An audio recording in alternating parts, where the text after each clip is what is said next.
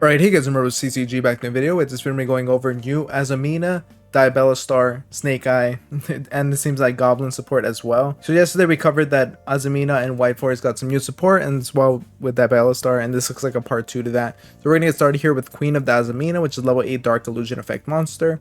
This card is always treated as a Sinful Spoils card, so that could be pretty relevant just because there's a lot of targets for that. This card is sent to the graveyard or banished from your hand or field by an activated card effect. You can special summon this card out, so you can use it as fodder for an effect and then still get it out.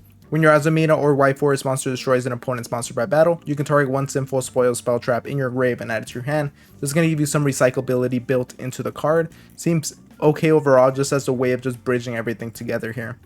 And then here we have SnakeEye's Dam Dragon. So the art on this one is really cool here. You can really see the SnakeEye portion of it. And then the dragon with the colors. It just looks really nice. It's a level 8 Fire Dragon Fusion Effect monster with 3000 attack, 2500 defense. It requires one SnakeEye monster plus one Illusion monster, and must be either Fusion Summon or Special Summon by sending two face-up monsters from your Spell and Trap Zone to the graveyard. So obviously with the whole SnakeEyes, you're going to be able to put a bunch of things in your Spell and Trap Zone, and then after that you can use them up to get this card out.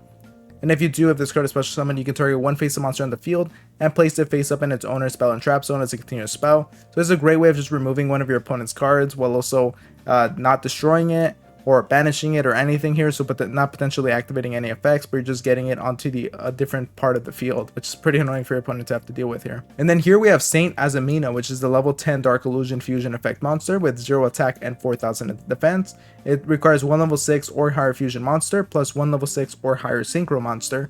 So it looks like you can definitely just run this as a super poly target. If you run fusion monsters, then you can just use this. If your opponent gets out a synchro monster, take that.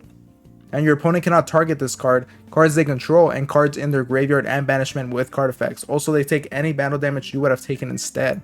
So this card is pretty insane. Just the fact that it locks your opponent out of targeting anything from their grave and banishment and just cards they control. So that means that effects that potentially target themselves in order to do some modulations or get something out onto the board, or not only that, but you might need to revive something from the grave.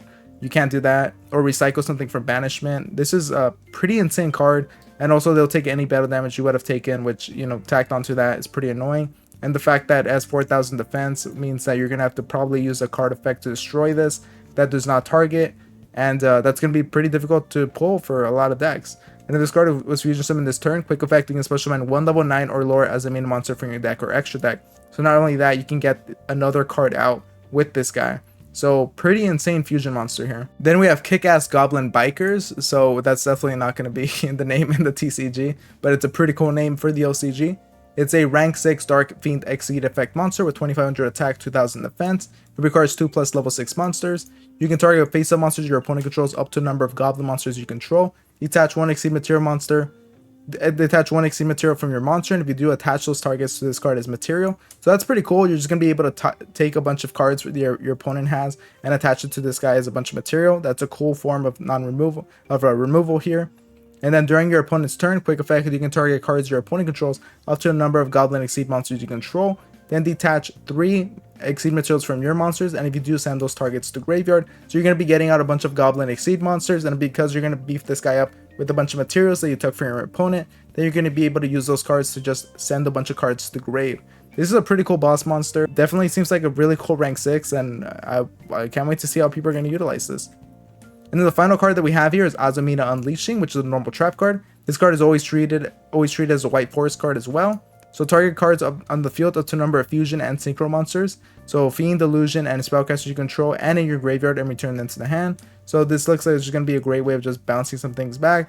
And if this card is sent to the graveyard to activate a monster effect, you can set this card. So recyclability built into it as well. We're going to see if this is going to be a little bit of a win more card.